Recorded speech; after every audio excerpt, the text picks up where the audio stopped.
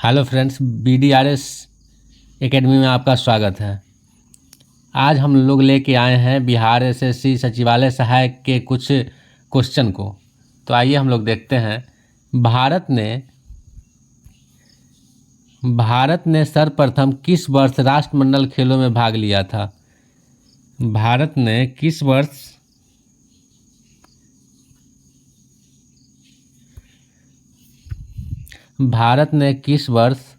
राष्ट्रमंडल खेलों में भाग लिया था? तो दोस्तों, इसका ऑप्शन नंबर 1 में है 1928, option number 2 1931, option number 3 1934, option number 3 1958। तो क्या आप लोग बता सकते हैं कि किस वर्ष भाग लिया था? तो दोस्तों, वर्ष 1934 में भाग लिया था। प्रथम राष्ट्रमंडल खेल का आयोजन 1930 ईस्वी में हैमिल्टन कनाडा में किया गया था। अब हम लोग बढ़ते हैं अगले प्रश्न की ओर। फॉल बैक शब्द निम्न में से किस खेल से संबंधित है? फॉल बैक शब्द निम्न में से किस खेल से संबंधित है? तो दोस्तों, ऑप्शन नंबर ए है कुश्ती, ऑप्शन नंबर बी है पोलो, ऑप्शन नंबर सी है water polo, option number D है फुटबॉल। तो दोस्तों, इसमें सही उत्तर क्या है? तो फॉल बैक शब्द निम्न में से किस खेल से संबंधित है? तो फॉल बैक शब्द कुश्ती में प्रयोग किया जाता है। फॉल बैक शब्द कुश्ती में प्रयोग किया जाता है। ऐसे ही कुश्ती में कुछ शब्द है जिसका प्रयोग किया जाता है, जैसे फॉल बैक, डॉग फॉल, पुल और चित। तो ठीक है, हम लोग बढ़ते हैं फिर अगले प्रश्न की ओर। अगला प्रश्न है आपका, कागजी मुद्रा जारी करने वाला प्रथम देश कौन है? कागजी मुद्रा जारी करने वाला प्रथम देश कौन है? ऑप्शन नंबर 1 है चीन, ऑप्शन नंबर 2 है ब्रिटेन, ऑप्शन नंबर 3 है जापान, ऑप्शन नंबर 4 है अमेरिका। तो दोस्तों, कागजी मुद्रा जारी करने वाला प्रथम देश चीन है।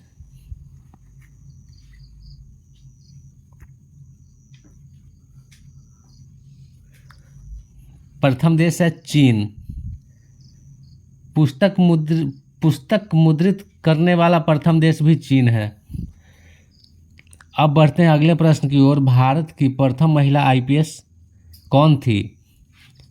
तो दोस्तों, पहला ऑप्शन है अन्ना जॉर्ज, दूसरा ऑप्शन है लीला सेठ, तीसरा ऑप्शन है फातिमा बीबी, चौथा ऑप्शन है किरण बेदी।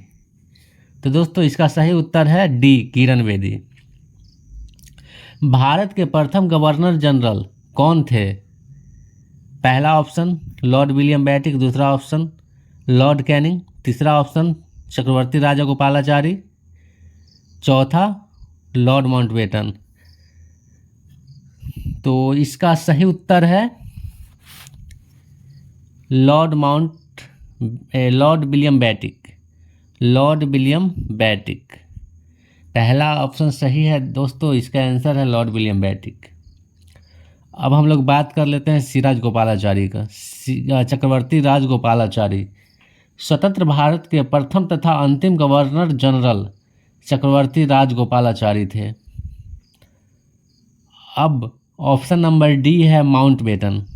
तो माउंटबेटन के बारे में बातचीत कर लेते हैं। स्वतंत्र भारत के प्रथम गवर्नर जनरल लॉर्ड माउंटबेटन थे। अब फिर हम लोग बढ़ते हैं अगले प्रश्न की ओर। ऑक्सीकरण तथा अवकरण दोनों जैसा आचरण करने वाला पदार्थ निम्न में से कौन सा नहीं है? तो दोस्तों, ऑप्शन नंबर 1 है हाइड्रोजन सल्फाइड, ऑप्शन नंबर 2 है हाइड्रोजन पैरोक्साइड, ऑप्शन नंबर 3 है सल्फर डाइऑक्साइड, ऑप्शन नंबर 4 है नाइट्रिक अम्ल। तो दोस्तों, इसका सही उत्तर है नाइट्रिक अम्ल। ऑक्सीकारक और अवकारक दोनों जैसा आचरण करने वाला पदार्थ हाइड्रोजन सल्फाइड, हाइड्रोजन पैरोक्साइड और सल्फर डाइऑक्साइड है। धुआं किस प्रकार के विलयन का उदाहरण है? धुआं किस प्रकार के विलयन का उदाहरण है? धुआं ठोस में गैस है, धुआं गैस में ठोस है, धुआं गैस में द्रव है, धुआं गैस में गैस है। तो दोस्तों धुआं गैस में ठोस के विलयन का उदाहरण है, जबकि वायु गैस में गैस का और कोहरा गैस में द्रव का उदाहरण है। धुआं गैस में ठोस का उदाहरण है। स्थिर ताप पर गैस के नियत मात्रा का आयतन उसके दाब के व्युत्क्रमानुपाती होता है। यह नियम क्या कहलाती है? बॉयल के नियम, चार्ल्स के नियम, एवोगाड्रो का नियम, पाउली का नियम। तो दोस्तों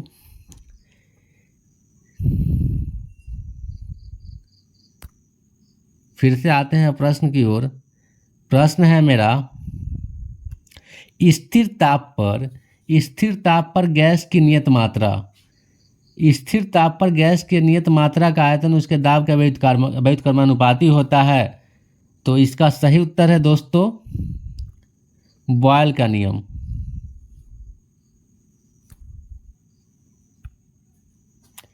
इसका सही उत्तर है बॉयल का नियम, जो ऑप्शन नंबर 1 में है। अब आते हैं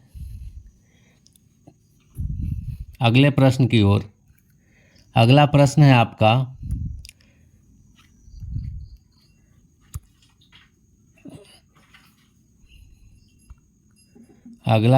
आपका, कोका कोला ब्रह्मांड में सर्वाधिक पाया जाने वाला तत्व कौन सा है?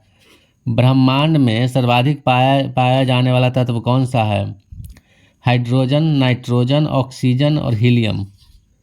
तो ब्रह्मांड में सर्वाधिक पाया जाने वाला तत्व है हाइड्रोजन, जो ऑप्शन नंबर 1 में है। अब आते हैं अगले प्रश्न की ओर। कोका कोला जैसे पेय पदार्थों में किसी अम्ल की उपस्थिति के कारण खट्टा स्वाद का अनुभव होता है। कोका कोला जैसे पेय पदार्थ किस अम्ल के कारण खट्टा महसूस होता है? तो ऑप्शन नंबर 1 है फास्फोरिक अम्ल, ऑप्शन नंबर 2 है लैक्टिक अम्ल, ऑप्शन नंबर 3 है ऑक्जेलिक अम्ल, ऑप्शन नंबर 3 है नाइट्रिक अम्ल। चलते हैं हम लोग फिर से क्वेश्चन देखते हैं। कोका कोला जैसे पेय पदार्थ में किस अम्ल की उपस्थिति के कारण खट्टा स्वाद का अनुभव होता है? तो दोस्तों इसका सही उत्तर है फास्फोरिक अम्ल। अब हम लोग बढ़ते हैं अगले प्रश्न की ओर। भारतीय संविधान के किस भाग में केंद्र शासित प्रदेशों के बारे में बताया गया? भारतीय संविधान के किस भाग में केंद्र शासित प्रदेशों के बारे में बताया गया है? तो दोस्तों ऑप्शन नंबर 1 में है भाग 7, ऑप्शन नंबर 2 में है भाग 8, ऑप्शन नंबर 3 में है भाग 9, ऑप्शन नंबर 4 में है भाग 10। तो दोस्तों इसका सही उत्तर है भाग 8। अब भाग 8 में बताया गया है कि केंद्र शासित प्रदेशों के बारे में, जबकि भाग 9 में पंचायत से संबंधित प्रावधान के बारे में बताया गया, जबकि भाग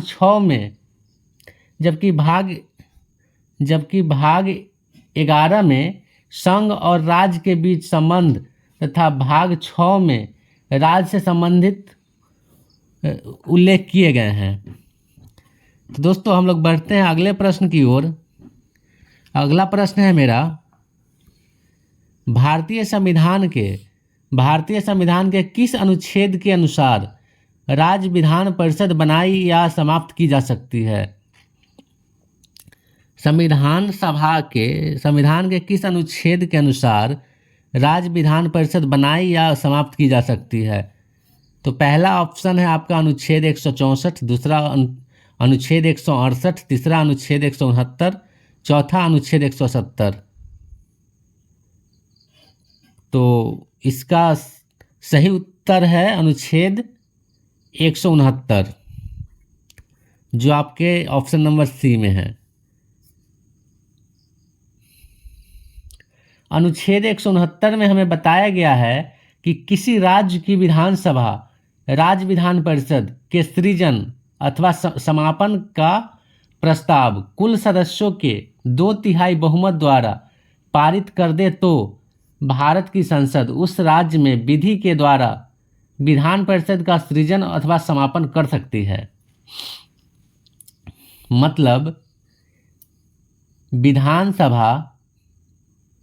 विधानसभा के 2/3 बहुमत अगर चाहे तो किसी विधान परिषद को बना सकती है या उसको समाप्त कर सकती है, यानी रद्द कर सकती है। चलिए अब हम लोग बढ़ते हैं अगले प्रश्न की ओर। भारत सरकार का मुख्य कानूनी सलाहकार किसे कहा जाता? भारत सरकार का मुख्य कानूनी सलाहकार किसे कहा जाता? तो ऑप्शन नंबर ए में है सर्वोच्च न्यायालय के मुख्य न्यायाधीश। ऑप्शन नंबर 2 है भारत के नियंत्रक एवं महालेखा परीक्षक। ऑप्शन नंबर 3 में है भारत के महान्यायवादी। ऑप्शन नंबर 4 में है सर्वोच्च न्यायालय के मुख्य न्यायाधीश। सर्वोच्च न्यायालय के मुख्य न्यायाधीश। अब हम लोग चलते हैं फिर से प्रश्न की ओर।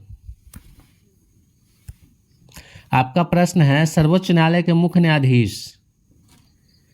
आपका प्रश्न है भारत सरकार का मुख्य कानूनी सलाहकार किसे कहा गया है? तो दोस्तों ऑप्शन नंबर सी, भारत के महान्यायवादी को मुख्य कानूनी सलाहकार कहा गया। अब हम लोग बढ़ते हैं अगले प्रश्न की ओर। भारत में अवशिष्ट शक्तियों की निहित की गई है। भारत में अवशिष्ट शक्तियों की निहित है किसके पास? केंद्र सरकार के पास, राज्य सरकार के पास, स्थानीय सरकार के पास, या ए और बी दोनों, मतलब केंद्र और राज्य दोनों के पास है। अवशिष्ट शक्तियां हैं केंद्र सरकार के पास। भारत में अवशिष्ट शक्तियां केंद्र सरकार में निहित की गई है। संविधान के अनुच्छेद 248 के अनुसार अवशिष्ट शक्ति अर्थात ऐसी विषय पर जो संघ, राज्य और समवर्ती सूची में शामिल नहीं है, विधि बनाने की शक्ति संघीय विधानमंडल में निहित होती है। अब दोस्तों हम लोग चलते हैं अगले प्रश्न की ओर। केंद्र सरकार किसकी सिफारिश के आधार पर भारत के समेकित निधि से राज्यों की सहायता का अनुदान देती है? राज्यों की सहायता में अनुदान देती है। केंद्र सरकार किसकी सिफारिश के आधार पर भारत के समेकित निधि से, भारत के संचित निधि से राज्यों को सहायता का अनुदान देती है? वित्त आयोग की सिफारिश पर, संघीय वित्त मंत्री के सिफारिश पर, योजना आयोग की सिफारिश पर, राष्ट्रीय परिषद की सिफारिश पे? तो इसमें हो सकता है कि वित्त आयोग की सिफारिश पर देता होगा, वित्त आयोग की सिफारिश पर देता। तो दोस्तों अनुच्छेद 280 के तहत भारतीय संविधान में राष्ट्रपति द्वारा प्रत्येक 5 वर्ष पर गठित होने वाला केंद्रीय वित्त आयोग संघ और राज्य के मध्य राजस्व के वितरण तथा भारत के समेकित निधि से राज्यों के राजस्व सहायता अनुदान पर लागू होने वाले सिद्धांतों के संदर्भ में अपनी सिफारिश देता। तो दोस्तों हम लोग बढ़ते हैं अगले प्रश्न की ओर। अगला प्रश्न है मेरा, राज्य के नीति निर्देशक सिद्धांतों में से कौन सा गांधीवादी दर्शन पर आधारित नहीं है? राज्य के नीति निर्देशक सिद्धांत में से कौन सा गांधीवादी दर्शन पर आधारित नहीं है? ग्राम पंचायतों के गठन, ग्राम उद्योग को बढ़ावा देना, कृषि एवं पशुपालन का संगठन, मजदूरों का संरक्षण। तो दोस्तों इसका सही उत्तर होगा मजदूरों का संरक्षण। अब बढ़ते हैं अगले प्रश्न की ओर। भारतीय संविधान द्वारा प्रारंभ में कितने मौलिक अधिकार प्रदान किए गए थे? तो दोस्तों सबसे पहले यानी 1978 के अधिनियम के अनुसार 1978 के अधिनियम के अनुसार उस समय मौलिक अधिकार था 7, लेकिन इसमें कुछ संशोधन हुए हैं, उसके बाद आपका मौलिक अधिकार बच गया है 6। अब बढ़ते हैं अगले प्रश्न की ओर। भारतीय संविधान में सर्वाधिक प्रभाव निम्न में से किसका माना जाता है? भारतीय संविधान में सर्वाधिक प्रभाव निम्न में से किसका माना जाता है? ऑप्शन नंबर ए में है भारत सरकार अधिनियम 1935, यूएसए का संविधान, ब्रिटिश संविधान, सोवियत रूस का संविधान।